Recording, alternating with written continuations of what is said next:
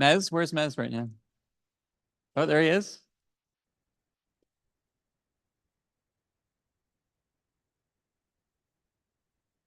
And Chrisann, the director. Where's Chrisann? Okay. So that will they will be our panelists. And oh, here's Ariel.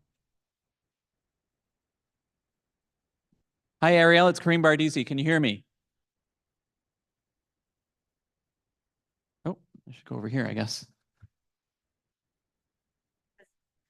Oh, right.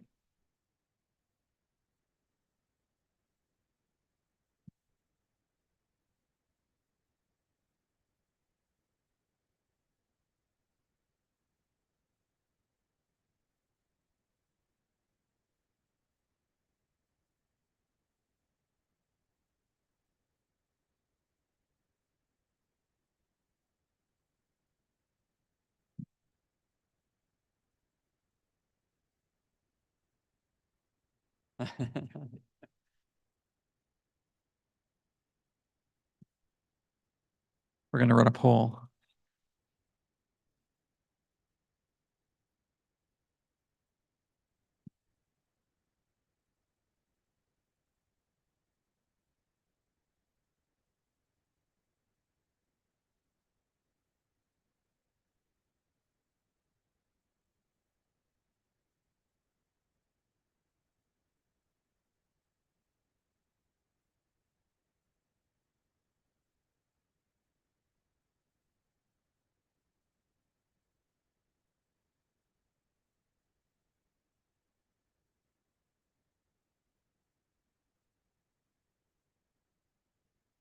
Kudos to the production team.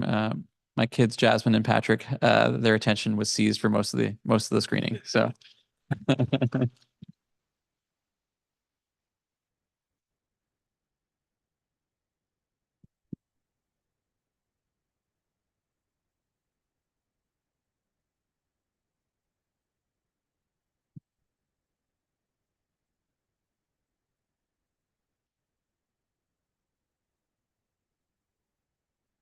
Dave, yes, I'm wondering if we should call her and just yeah.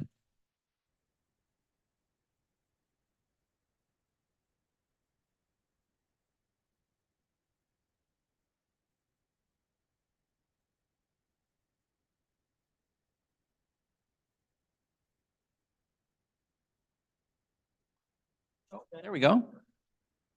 Hello. Oh, here we go.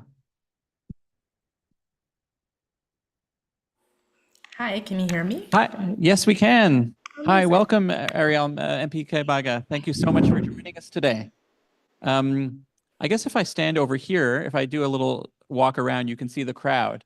So I'm Karim Bardeesy. I'm the executive director of the Dais at Toronto Metropolitan University. We've just watched episode 3 of Unrigged, which features your story a little bit. Where are you joining us from tonight?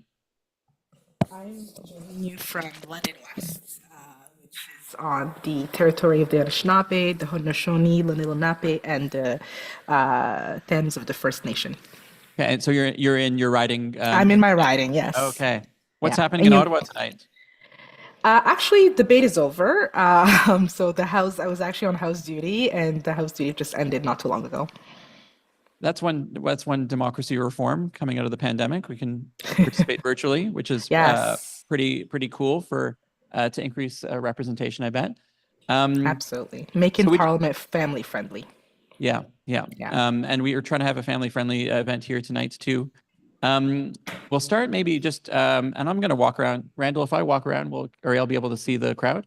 So I'm going to walk around a bit just so you can see who's all here, and the camera will follow me. Maybe not that much. Oh, here we go.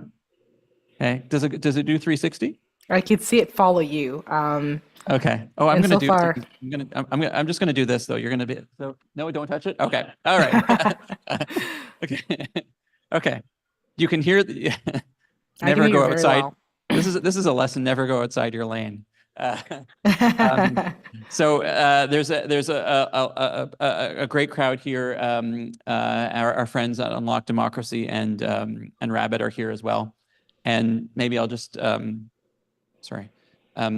So we heard a bit about your story, the city council election story. There's some video of you in that episode of, I think, finding out the result with, I guess, Kate Graham and some of your other close people there. So we learned in this episode a bit about the fundamentals of ranked balloting, how it works, and some of the potential benefits.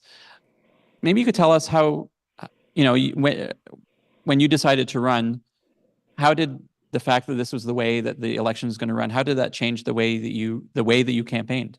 That's a very good question. It was actually the reason why I ran. I saw it on advertisement. I think the city of London was trying to like let people know through different channels, and it kind of landed in my channels, which, by the way, like, I've been a city councillor. When we communicate things, it doesn't go to the entire city of London, and it just feels like there's always like a limited amount of people who we engage and who actually receive our information. And it's not to say that they're not interested in receiving our information, it's just to say they've probably been at the right place at the right time and connected with somebody who can kind of plug them into the orbit of the communication that happens at City Hall. So I must have been with someone or somewhere. Actually, at that point, Kate Graham was my professor. So I think it kind of like rubbed off. I ended up seeing it somewhere that they're advertising about ranked ballot, because the city of London was taking on ranked ballot for the first time, the only city in Canada that actually did do ranked ballot. And I just showed up to City Hall for an information session. One of the biggest questions I asked about it was, so does that mean that in a campaign where people have to rank people, you kind of focus on your own ideas versus attack campaigns? I wouldn't say I was like super involved in politics outside of being a past political staffer and helping out on campaigns. I didn't, at that point, I hadn't paid attention to a lot of campaigns, but I knew that there were dirty campaigns that existed. If you're a Canadian like myself who consumes a lot of American politics, like, we know what first past the vote does to people. And I didn't conceptualize that at that point. I just knew that I never want to run if there's going to be another person who is going to attack me on the basis of my skin color, my gender, or my age, or anything in that nature. I just felt like I couldn't handle it. So that to me was explicitly sort of like the message I took away from my session at City Hall. And I was like, perfect, then I'm going to put my name forward, because the biggest fear that I think I had at that point was racism. I mean, I grew up in London, and I know the kind of things that I have experienced in London, and at that point I felt like even being called the N-word was probably like the softest thing that could happen to you in the city of London. So I was like, I'm really scared. I don't know if I should put my name forward, but if this is the idea that people have to actually campaign based off of their ideas, then perfect. Along the way in the campaign, I kind of learned a new other thing too. I was like, wow, okay, there's like in our ward, there was no incumbent, so a lot of people put their names forward. There was about 8 of us. 7 candidates, including myself, and the 7 were kind of like progressive candidates, ranging from, the spectrum of progressiveness. And I sort of like campaigned, reaching out to their voters as well. Every single time I saw a sign of one of the other 6 that I thought were progressive, I would knock their door and say, can you make me your second or third choice? And it actually worked in the end, because I got over 50%. And I think every single candidate had votes that kind of got transferred to my votes to make that 51+%. And it kind of felt like a legitimate mandate at that point. And really interesting that did you have any explicit arrangement with the other candidates, or was this kind of an understanding? No. No, I actually felt like I was pretty slick when I figured that out. I was like, okay, like, campaign strategy, you can't go sharing that around. But I actually, and you know what too, like in 2018, like, people didn't do a lot of get out the vote in municipal campaigns. A lot of people didn't take municipal campaigns very seriously. And we took it very seriously. And we were like a tiny campaign with like very little funding. What we did was like walk around the ward like 3 times and talk to a lot of people and make sure that we were not when you do political campaigns in terms of partisan campaigns, we have an app that we use, and we only go to doors that are like liberal or possible liberals, or like people who have been identified in the past as potential liberals. That leaves a lot of people out. Like, and people change, right? Like, people can change their views on how they vote. But in that ranked ballot system, it gave us an opportunity to talk to more Londoners versus, just talking to the specific people who might be inclined to support you. And it increased also the voter participation from the previous election all the way to, like, it doubled. So in the previous election, I think 1,200 people had voted. In the second election, I think about 3,000 more had voted at that point. So it worked out for me, but also for Londoners. Yeah, I hate those apps. I was a candidate provincially in 2022, and I want to point out to the audience too that a really interesting example. It was an info session in part. So that form of civic outreach for these events is really, really important.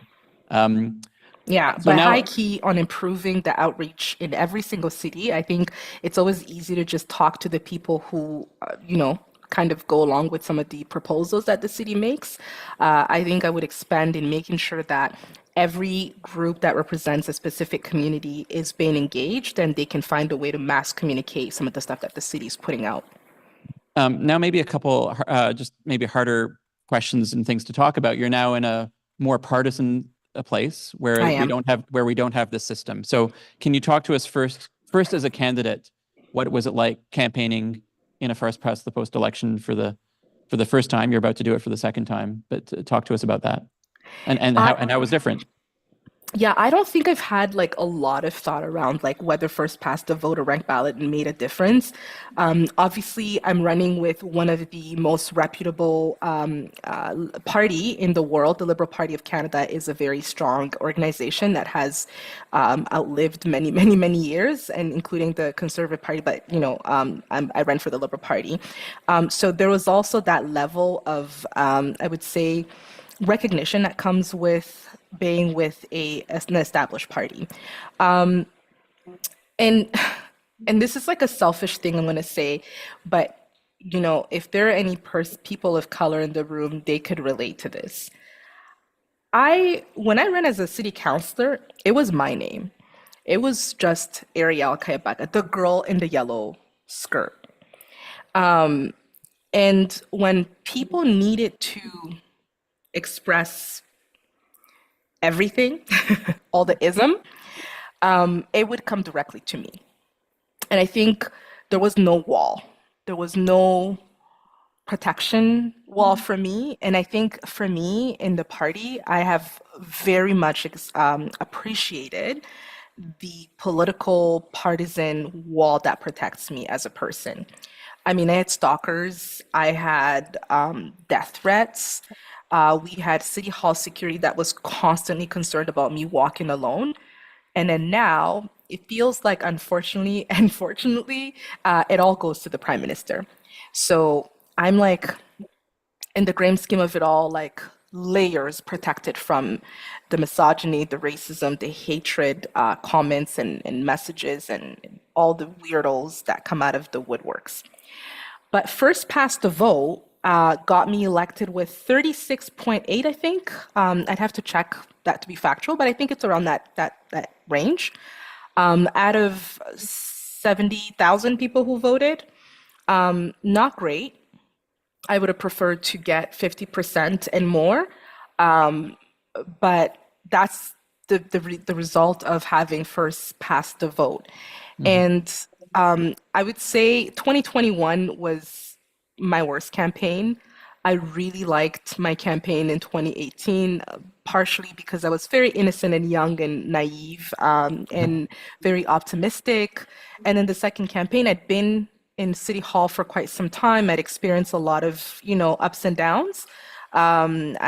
So the second campaign, and also like the context of it being during a pandemic, it was very difficult to campaign in 2021.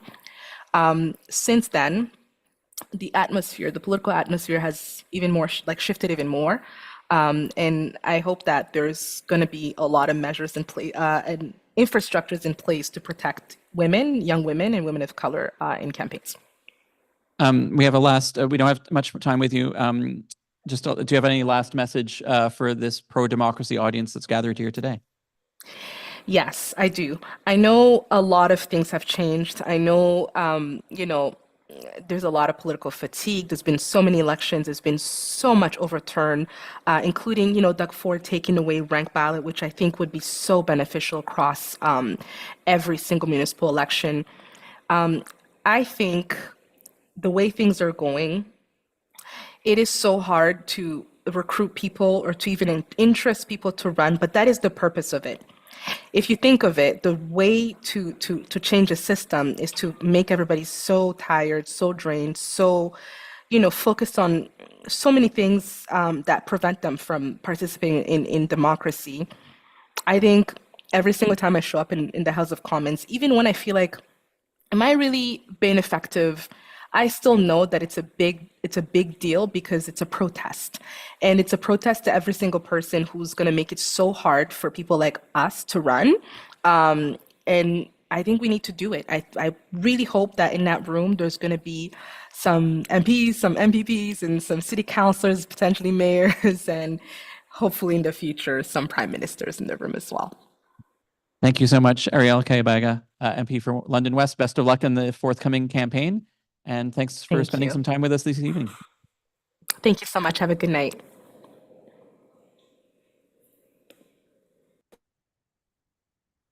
Hey, I'm going to invite the panelists up now. And I think my son's going to have a question for this panel, I hope. If not, so come on up. Randall, do we have 1 mic or 5? Thank you so much.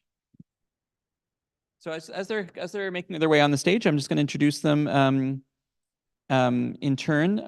We've got, oh, sorry.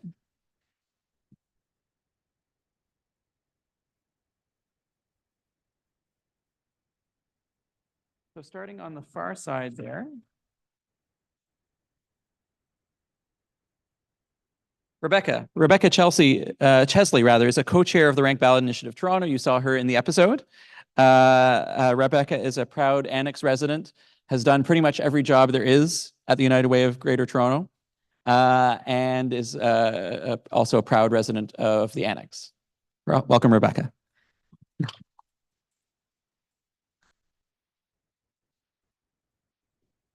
Kevin, as you saw, is a former candidate in Scarborough Southwest, whose election campaign is featured in Unrigged. He works in transportation engineering, has a long history of community organizing for safer streets, better transit, and affordability, and is now the chair of the board of Unlock Democracy Canada. Welcome, Kevin.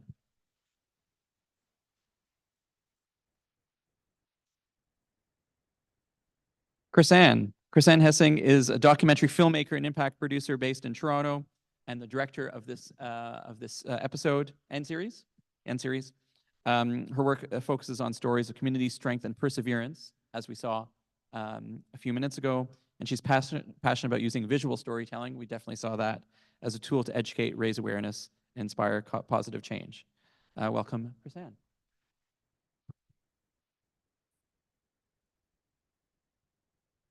Actually, before Mez, we have another guest, which is the book.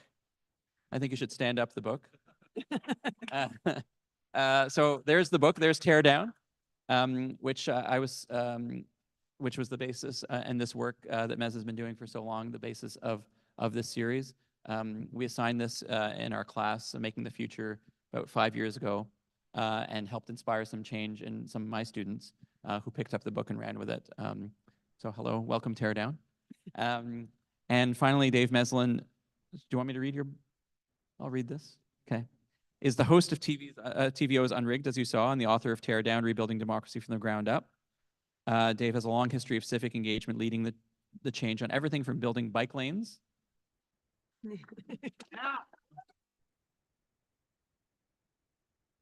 Quick survey. Who got here on a bike or partially on a bike today? Oh, wow. During this weather, too. Banning illegal billboards. That's had its ups and downs. Supporting more public art and voting reform. and currently the creative director of Unlocked Democracy Canada. Welcome, Dave.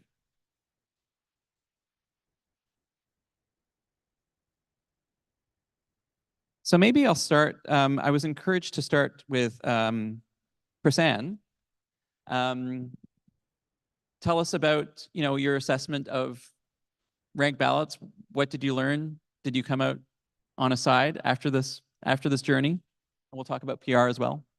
Yeah, I want to say that first of all, thank you all for being here. It's really such a treat to be able to screen any part of the show with a live audience. So I really appreciate that.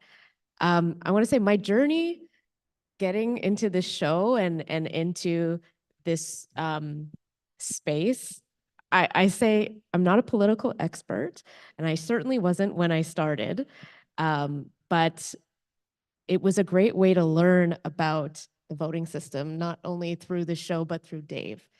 And for me, understanding things like how first past the post and ranked ballots and PR worked, reading it like on a page or hearing numbers, I'm not really good at math. So it kind of just flew over my head, which is why for this kind of episode, we thought it was such a critical and unique opportunity to illustrate how these systems actually work. Because once you see that, you can't deny that what system we're using doesn't work. And I think it was really beautiful. I got a shout out to the entire Unrigged team. Simon Mador, who's one of the producers, is in the audience.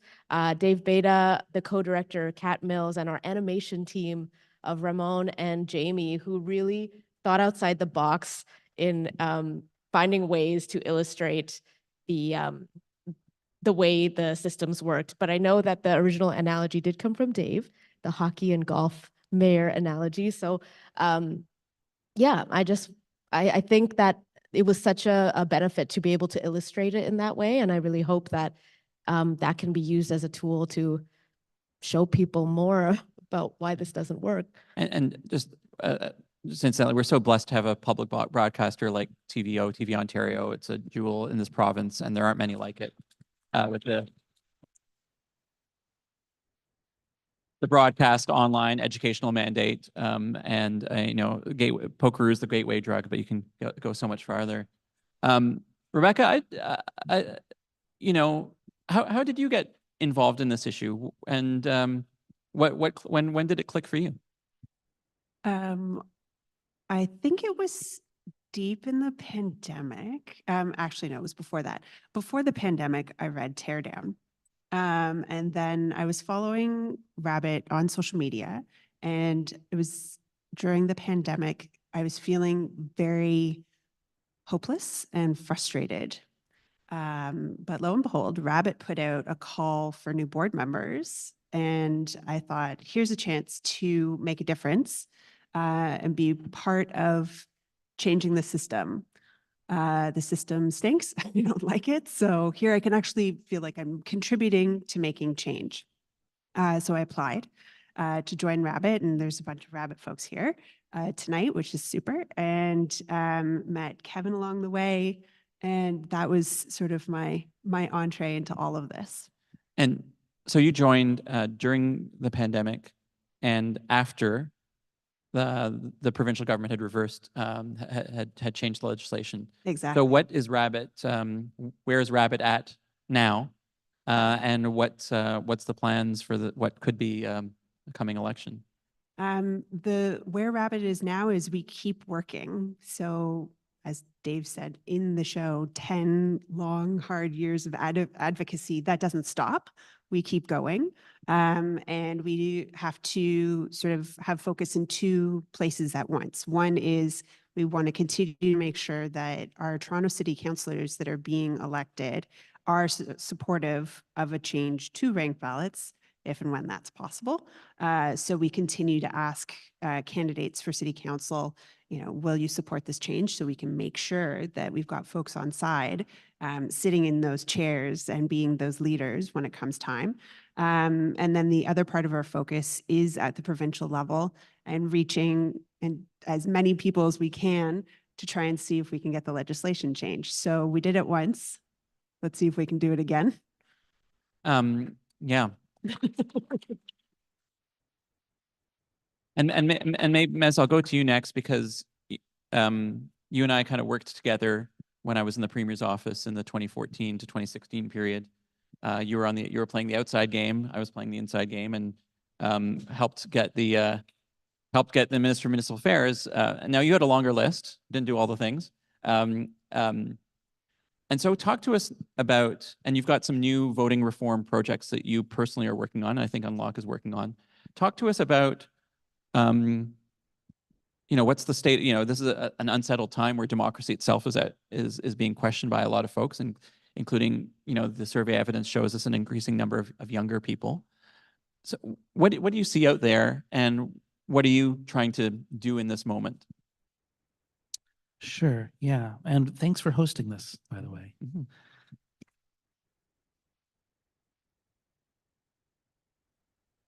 My theory of change has always been that it has to start local. And this is one of the reasons we created Unlock Democracy Canada as a separate group from Fair Vote Canada. Fair Vote Canada really focuses on federal and provincial reforms. And I just don't think those are going to happen unless it happens locally first. We can't do anything in Ontario right now. We just can't. So a lot of it will depend on what happens in the upcoming election, if and when there's a provincial election. So what we've been trying to do is replicate the Ontario legislation in other provinces. So we have a national campaign called Local Choice. And the premise is that since we aren't able to get any progress happening in Ontario, can we replicate the same legislation in New Brunswick, in PI, in the Yukon, in BC, somewhere? So we're trying to build up teams coast to coast to replicate the success we had here. In the meantime, with the upcoming election, we will be asking all the parties where they stand. We're hoping that the Liberals, NDP, and Greens put in their platform that they'll bring back municipal ranked ballots. We'll be putting pressure on all of them, and we'll see where the cards fall. I think both organizations really punch above their weight in terms of the way that they reach those more proximate decision makers, candidates. I think a lot of activists or people who are trying to push change sometimes wonder, is the thing I'm doing reaching people? And just the audience should know that in the case of RaBIT and Unlock Democracy Canada, it's absolutely reaches those people. Now they still face other pressures. Sure. But you've been able to break. I think you've been able to break through. Kevin, we heard your story. We saw some of your loved ones in that episode. Do you want to tell us about your decision to then step forward again more recently and say, I'm going to try this again, and where you're at around, are you feeling you dropped out? Can you tell us a bit about that experience? Or do you want to, I want to also hear about the Unlock experience as well, but. Sure, yeah. And yeah, speaking of loved ones who were here, I didn't realize my sister actually had joined today. So she's also in the episode. You'll see her in real life as well. So thanks for coming. Yeah, so the show covers my first election run in 2022. Funny enough, somehow, bizarrely, between that election and today, I had to run again because the incumbent I ran against quit after 8 months. So we had a by-election. And, you asked like what made me do it again. The first time, it was actually really I was thinking about it, and, it kind of looked if other people would do it and this and that. And eventually, I was like, okay, I got to do this. The second time, it was like, well, what else are you going to do? You just ran 8 months ago. The guy's gone. You got to do it. I didn't really think. You just go, right? And it was a great campaign. The second one, it was a lot of fun. It was shorter. And we got a close second we had 23 on the ballot. So, well, thank you. But 23 on a ballot, that's pretty clearly you need a ranked ballot. I think the winner got 20-something% on that one. So, but yeah, that's why I ran the second time. in terms of how I got involved in like this, this voting reform stuff, I used to do a lot of community advocacy and community organizing work. So I was just on different issues that I cared about and different parts of the city. And as part of that, you have to go work with City Hall. Right? You go in and out every now and then, and you work with councillors and their staff. And eventually, I was just like, "What's going on here? Like, who are these people?" Because you look around the city, and if 50% of the city in Toronto are visible minorities, 50% of the city are renters, 50% of the city are women. So where are any of them at City Hall, right? And it's how can you possibly expect to get the right kind of decisions out of it? So I started thinking, this stuff is pretty important. I mean, things like, and I read Teardown as well and realized, yeah, you know what, we have a chance to make this change. What radicalized me was Toronto City Council actually bailed on switching to ranked ballots. They were going to do it. They decided not to in September of 2020.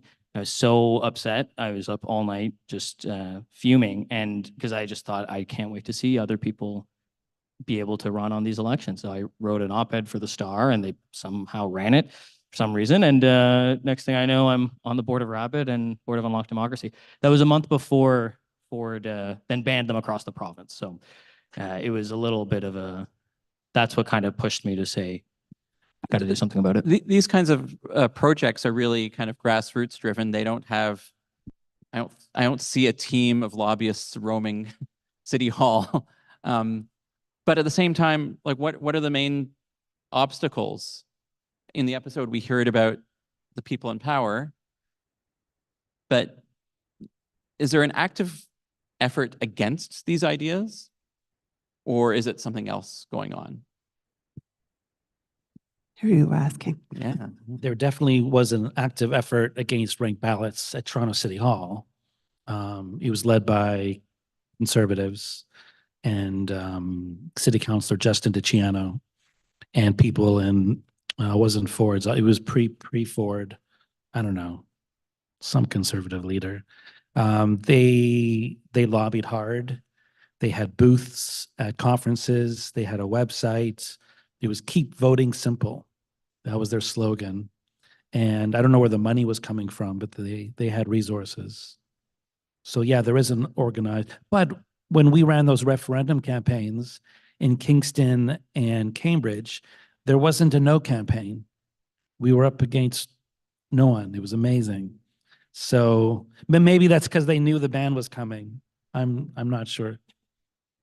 In the episode, it's a number of countries are referred to, including countries that have PR and have more divisive politics, and others that have less divisive politics. And the episode, where I think farther, Fair Vote is working on proportional representation, as you mentioned.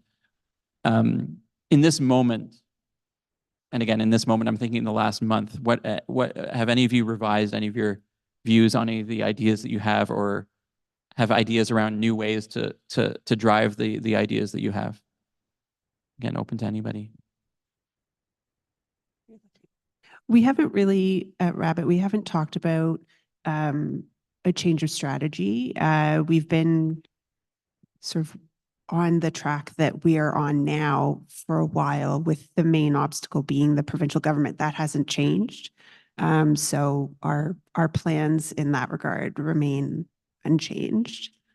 But I just wanted to add to your previous question about obstacles. I think for RaBIT, one of the major obstacles is our own organization, in terms of we're all just volunteers. This is something that we do in our free time. There is no RaBIT organization outside of the Board of Volunteers, the Board of Trustees, who are volunteers. So I think an obstacle for a grassroots group like ours is just people power. But it's also the people power is the power, which to Dave's point about grassroots efforts really makes a difference. Go ahead. No, it's okay. One of the questions I think, and this is kind of the Doug Ford critique, people are tuned out if they can barely remember the name of one candidate, how could they process that there's all these other candidates in a campaign and make choices for a second or third choice? What's your response to that critique? Is that a critique you actually hear beyond what the premier says? Well, first of all, you don't have to rank, and even if most people chose not to rank, but a few chose to rank, that would still be a overall benefit. So you can use a ranked ballot as a plurality ballot and just choose one person. But I think most people, especially for a mayor race, for example, would have a second choice. And I think for a partisan race in Ontario or Canada, people would know who their second choice is. I mean, I would say, what I'd like to say is the premier thinks it's too complicated. That's fine for him. I think most people are capable of counting to 3. But as Dave points out, that's how he got elected, right? So why like within his party? So if it's good enough for him, why isn't it good enough for us? Yeah, every party uses it: blue, orange, red, green, provincially and federally. They all use ranked ballots, and it's working very smoothly. Yeah, and I mean, from my perspective, you can ask kids, would you rather have pasta or salad? And they'll tell you, or this third option, and they'll tell you, I'd rather do this, and if not, I'll have this. Right? Kids can rank, like all of us can rank. It's not hard, but I think part of this idea that people can't even keep track of one candidate, or they don't even pay attention to one. I mean, when you put in good faith your ballot in the box, time after time, and the system doesn't reflect your values back to you, and it doesn't actually seem like it listens to your cares, and it doesn't really seem like your vote actually matters, yeah, maybe you stop paying attention. Oh, great, another person's at my door, whatever. I have a strong suspicion that when we make this change, you'll actually see people, they'll get the responses back that they wanted to put in, and then they'll actually feel a little bit more engaged and willing to pay attention a bit. And there's only so many times I think you can ask somebody to play a game and they lose, right, before they say, I don't really want to play anymore, right? So I think that's part of the problem we've got right now. People are very tired of strategic voting. I think that that's part of the election fatigue, right? Is we're sick of having to just go with whoever we think is going to beat the other guy. Because in order to try and win just one time, I'd love to, have the person that or the values that I have reflected in the person who's elected, is how a lot of people probably think. So I would bet that a big contributor to that election fatigue is the strategic voting, which does get eliminated by having another system. And ready to take audience questions in a moment. So if you have some, just put up your hand. Oh yeah, let's go ahead. And I don't know if we have another mic. I can play Donahue. I'll play Donahue. And that's, do you know that reference? And you can also just, if you're willing to provide your name, I'll hold the mic and you ask the question.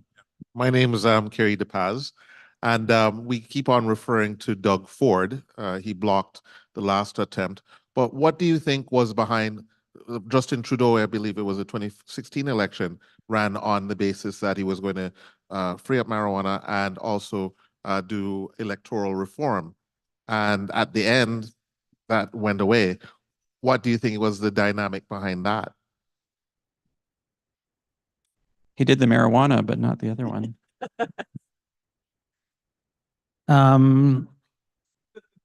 That was a shit show from the moment he made the promise. So what he promised is that there'll never be another election under first past the post. What he was trying to say is that he would bring in a ranked ballot. He never pretended to support PR. He's never supported PR. Ranked ballots on their own are not proportional. And at the time he made the promise, he was in third place. So it was an easy promise to make because he would never have to fulfill it. Then he becomes prime minister, and he stuck with this promise that he doesn't really want to. He still really wanted to implement ranked ballots, but the movement in Canada was against it because they wanted something proportional. So it became to a strategic choice for the movement. If similar to what you were asking the kid with the food, if the choices you have are just first past the post or ranked ballots, even though you'd rather have PR, would you take ranked ballots? And the movement chose to be oppositional and be against the reform. So he puts together the all-party committee. They didn't have consensus. And in the end, I'm actually kind of glad he walked away from it, to be honest, because he wasn't going to bring in PR. And I don't think he would have brought in ranked ballots without a referendum. And I don't think Canada's ready for a referendum on voting reform. So he made an awkward promise he probably shouldn't have made, but I think in the end, when he walked away, he actually did the right thing. That's not a popular opinion in my circles, but I don't see what else he could have done at that point. And we had a number of referenda in provincial Oh yeah, around provincial elections around. We've had around one in MMP. Ontario, Yeah. 3 in BC, and 2 in PI, and we haven't won any of them yet.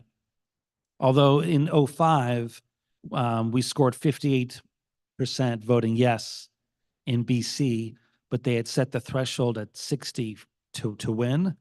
So we lost with 58, even though that person you're mentioning became a councillor with 30. So you can become prime minister with only 35% for your party, but we lost a referendum with 58% support. Yeah. What's that? Yeah. Go ahead. Do you want to stand up? Oh. Just a quick follow-up. Hi, I'm Carolyn, part of RaBIT. What would it take to get Canada ready for that referendum? What would it take to get Canada ready? So again, my theory of change is it's going to start local first, and then there's no way they're going to do something national without it being done provincially somewhere. So if New Brunswick was using MMP and Alberta was using STV, something like that, that would make it much easier for it to happen federally. We also just we just need to get people more aware of this. We need to make a TV show. Done.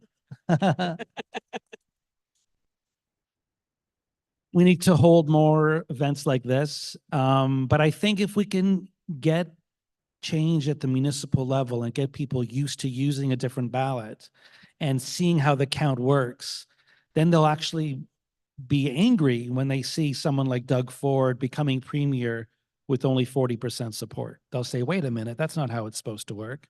Why isn't there a runoff here? Do you mind if I just add on to what Dave just said? Totally agree about the TV show. I like to think that at some point, 10 years from now, when an MP or an MPP is bringing forward a bill, the idea got in their head because they were on a couch watching Unrigged, and they thought, yeah, why don't we do something about this? And they don't know they're going to be an MP or an MPP at that time, but you never know where things happen. I think this documentary is a pivotal moment in the movement, and just like Teardown was a few years before, in terms of making these things accessible to everyday people. Because with all due respect, everybody in this room is a little more plugged in than the average person, right? And this is an opportunity, I think, this show to socialize his ideas and say, yeah, when a referendum comes around, people will get it, right? They'll be able to vote for it. And let me just add one more thing. The way that the referendum is designed is so important. So one of the best proposals I've heard is that there should be a citizens' assembly first that chooses a model. Then the model is implemented for one election. So we actually get to try it. Then you have a referendum saying, okay, you've tried MMP, first past the post, which one do you want? Because the way we do it now is we say, oh, do you want to try something? Do you want to switch to a model you've never tried before? Which is, that doesn't work well for us. Oh, the mic. Oh, I'll get up. Given the Premier's legislation, what would you suggest, or how would you suggest those who are city councillors or the mayor of municipalities in Ontario who then think, okay, there's no point in actually doing this because the legislation has been passed? How do you suggest navigating that?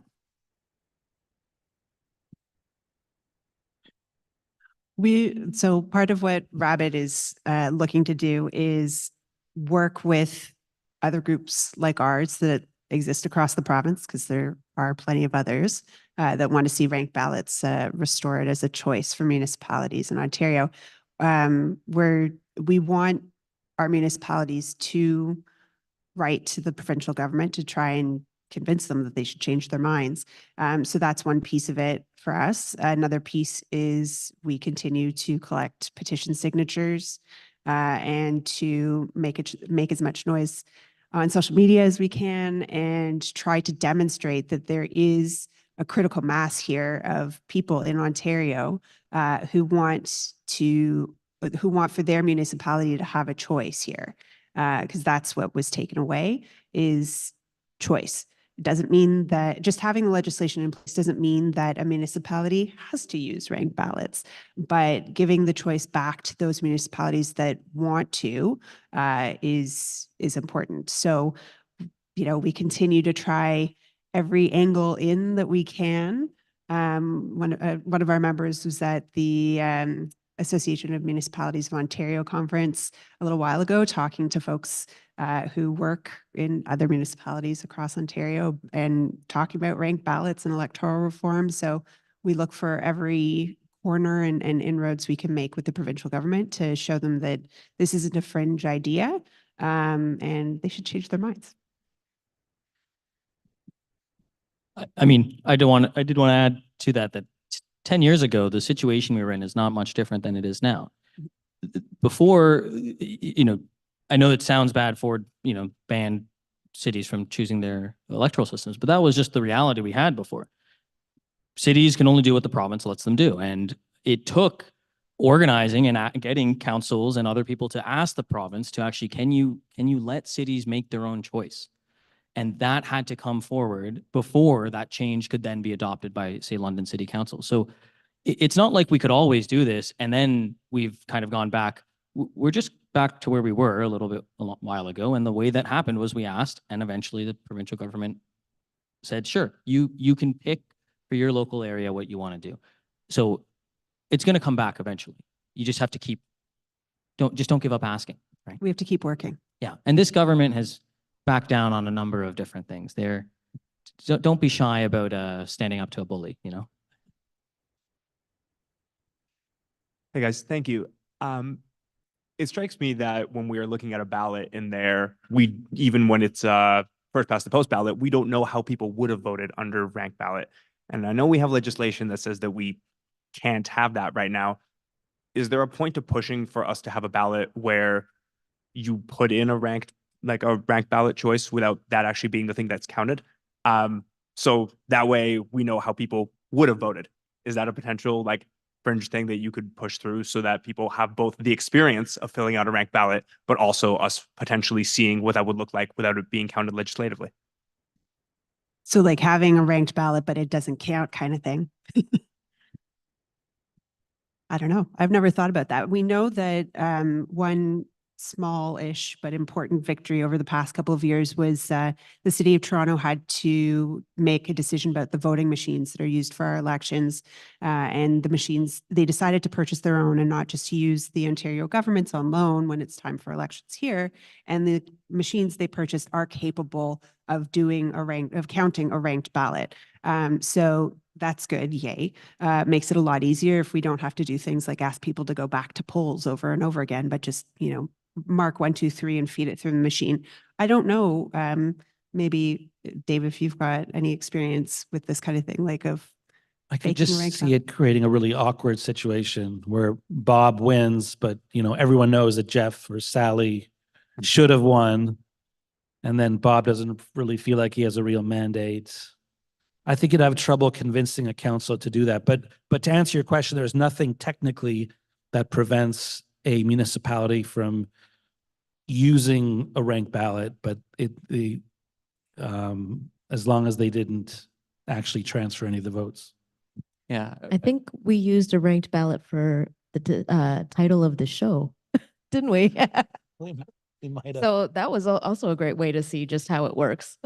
Great. Well, Wait, can you and tell, that's tell us actually more? Wait. Tell us more because we want to know what else was on the I ballot. don't remember. Simone, do you remember? Remedies for a Broken Democracy was one I loved as well. Teardown. Of course, Teardown. There were like There a was lot of bunch. options. There was a It was bunch. really It was a hard nice. choice. I was How like, many voters were there? oh my gosh, the email chain had like 30 people at least. Yeah.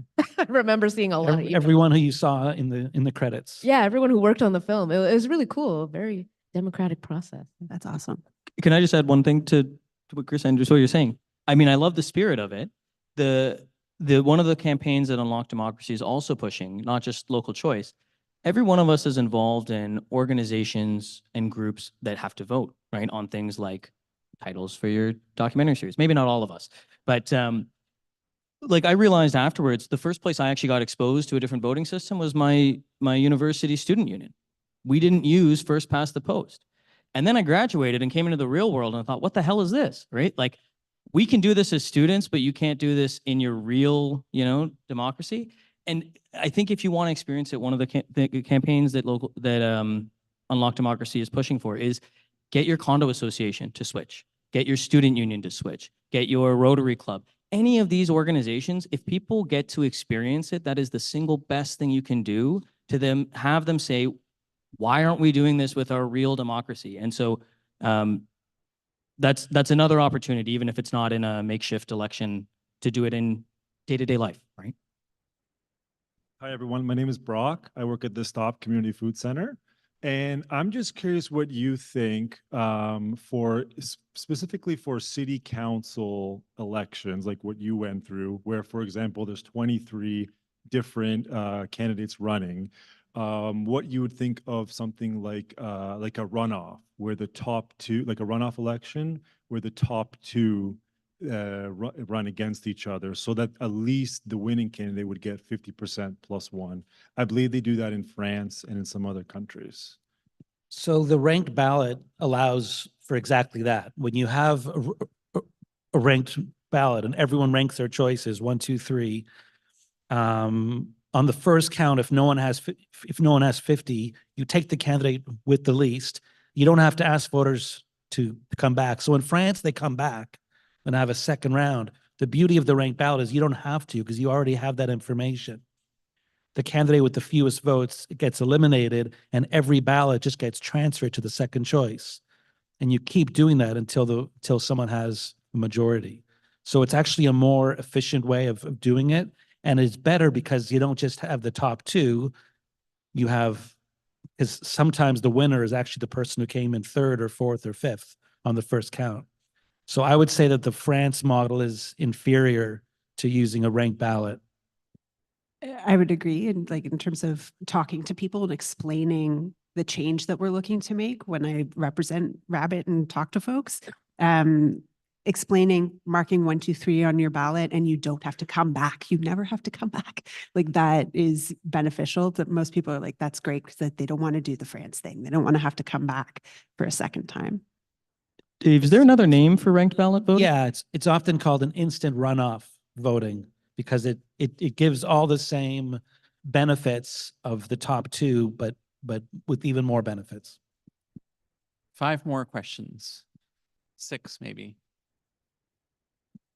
Hi, I'm Morty Fine, and I was on the executive of RaBIT. So my question is, this government, Ford's government, is seemingly notorious for interfering with local matters that are not provincial. And I'm just wondering if there's any merit in looking at developing a narrative around that it's not just ranked ballot that is being interfered with. It's zoning orders, it's development, Bike lanes, designs, bike lanes, et cetera, et cetera, et cetera. Ontario I think I'm Place. seeing a narrative here that might be potentially useful as developing allies for ranked ballot. I don't think he cares. Like we would be mobilizing people in areas that he doesn't care about. That's my quick assessment, but it could be good. It could be good for building networks and community building. I don't think it would have any impact on Doug Ford. That's a cute ringtone. That's a pan flute, I think. Okay. Hi. My name is Zach Meadows. So I work in international democracy advocacy, mostly in authoritarian countries. I want to address this point about the parallel election. It's actually very common tactics among resistance movements in authoritarian countries. It's called parallel institutions. So, you know the budget of the country, you get people together, you make a people's budget. You make a citizens assembly that in defiance of the authoritarian parliament that doesn't actually represent anyone. So if anyone knows some deep pocketed donors, what we got to do is run polls in all 22 of Toronto's wards where we simulate a ranked ballot and then we produce the results. So Dave, to your point about Bob feels awkward because he doesn't have a mandate, that's exactly the point. You say, Bob, you don't have a mandate, right? And this data proves it, and that's how you shame people into change. Right. And in the international comparative literature, these kind of tactics work extremely well. So good thing to fundraise on. Great idea. Zach, are you visiting us from a country to the south? I live halfway here. Okay. Thank you. No. Can I hold the mic? Yeah. Hi, my name is Matt, and I'm wondering if RaBIT has considered at all a campaign of trigger legislation where the bills are passed to say we want to do ranked ballot, and then as soon as it becomes legal again, suddenly you have a cascade of several cities all doing this at once. I know the anti-choice movement has had a lot of success with that in the United States, where suddenly a whole ton of laws against abortion rights, for instance, all came into effect as soon as Roe was struck down. And I'm wondering if a similar strategy might be effective for something more positive like ranked choice voting. Yeah, we definitely have talked about that. And that's part of our sort of effort to make sure that we've got ranked ballot supporters on council, which right now we do. We have a majority that support ranked ballots. So we're glad of that. Yes, we want to be in a position such that when the legislation comes from the provincial government that says, okay, municipalities can choose again, that Toronto is ready to go and, ready to make all the dominoes fall. There's a lot of dominoes that have to fall before we actually get an election that uses ranked ballots. But first step is making sure we have elected officials who are supportive. And that's sort of where we are right now. We have friends on council and in their offices. So that's important. And we're still working on, getting things ready and making those sort of behind the scenes dominoes fall so we can be ready when we have new or restored provincial legislation. I think he was asking though, it's a great question. I think he was asking, is there a way that for council to adopt a motion now saying when we're allowed, we want to use ranked ballots? So when the legislation comes in, it's automatic. Yeah, I think that what we've been trying to work towards is when ranked ballots are allowed, we'll make everything go. Okay. So it maybe just Same thing. sort of similar, but a step ahead of what you're talking Right. about. Of course, we'd love to be in that position that, yeah, as soon as there's legislation, we want to go and we're going to adopt the ranked ballots. But we're not there yet. But that is the idea. Hi, my name's John. Quick question about cross-partisan support for this, because if I'm not mistaken, I believe the last two elections, the Conservatives actually, federally at least, had more votes than the Liberals. Have you noticed any, and I mean, most of us in these circles are on more of the progressive side. Any light bulbs going off amongst our Conservative friends after seeing these types of results coming through? From Conservative friends?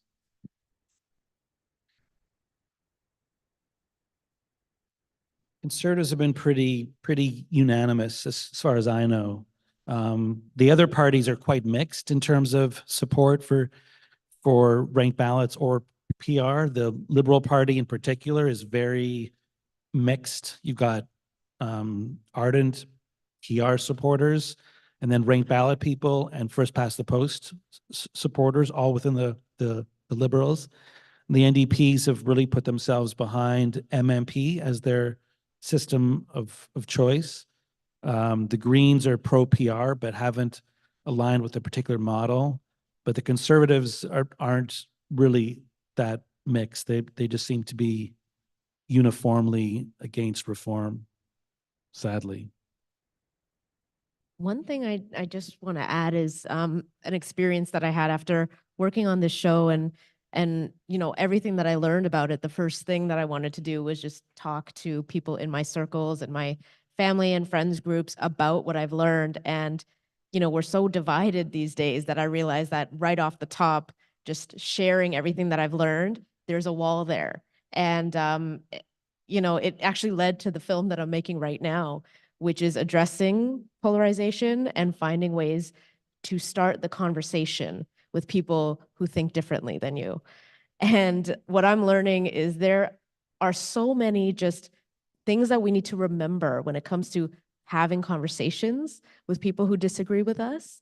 And so, you know, what I'm working on right now is, you know, figuring out what are the tools that I can use to even have the conversation with people where I can present these ideas and do it in a respectful way. And I think when we talk about, yeah, like the partisan divide and everything, like it, you know, even Ariel, we're all talking about the fatigue that we're feeling, but I find for me, something that really helps me pare it down is thinking about, okay, if I can figure out how to have this conversation with my mother, then we're going to be okay.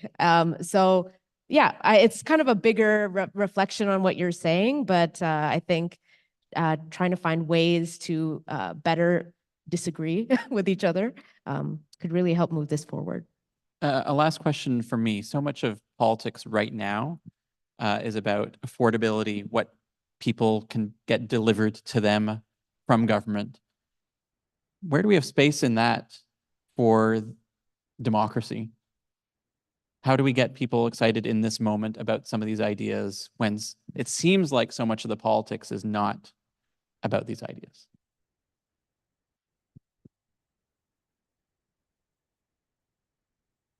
Good question. I think, yeah, it is a good question.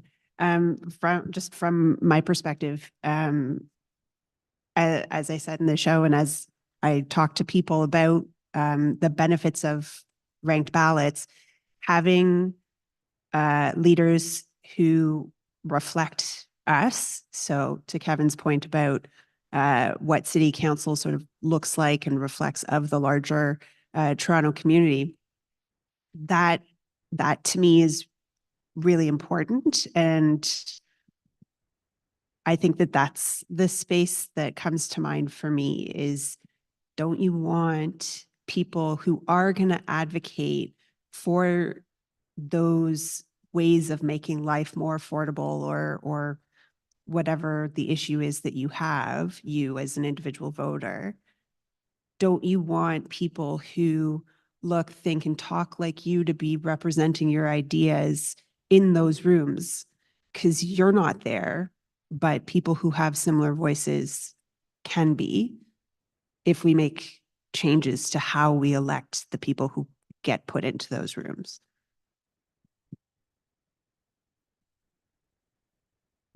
Yeah. Yeah. All right. Karim, can I give a thought to that? And then I know we got to wrap up. I think one of the fundamental challenges with something like this is that everybody who's been elected in Canada, more or less, was elected on this old system, right? They've benefited from the status quo. And, you know, even earlier we asked, what, you know, how do we get past these obstacles? And like, the reality is the easiest thing to do is to do nothing, right? And I think that it would be a mistake for us to sit and wait for someone to serve this to us on a silver platter, because that's not going to happen. So when you ask, like, how are we going to have space for these conversations, like if affordability and all those other things are happening, like, we have to make that space. They're not going to make space for us at like elected office and people in partisan politics. Like, people who are already benefiting, the institutions that are benefiting from this aren't going to do it.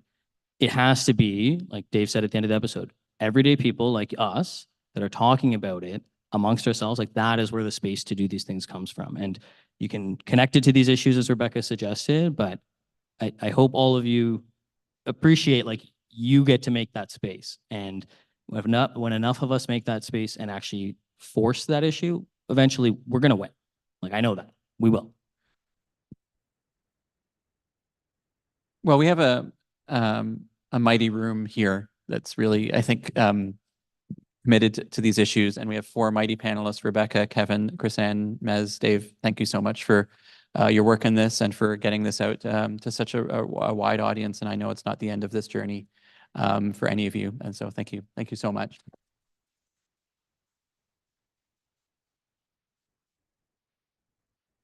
I don't see any. Oh, there's a few cookies left. Thank you so much to TVO, to the Moi Dave team. Simon and Charlotte are here. To Unlock Democracy Canada, to RaBIT, to the folks at TMU Eats, to Randall with the TMU Media Services team, and a special thank you to Catherine Emberges, standing back there from the Dais, who has been the coordinator of all this on the Dais front at TMU. I know all the organizations that are here or represented have different ways of getting involved. Just a reminder at the Dais, dais.ca to sign up for our newsletter, Democracy Exchange, April 3rd to 5th here and at OCAD University. And stay tuned for a future Dais talk. Thank you so much for the commitment to this work and to reaching deep into community to make sure that this work is accessible and that it reaches up into the halls of power. So thank you so much.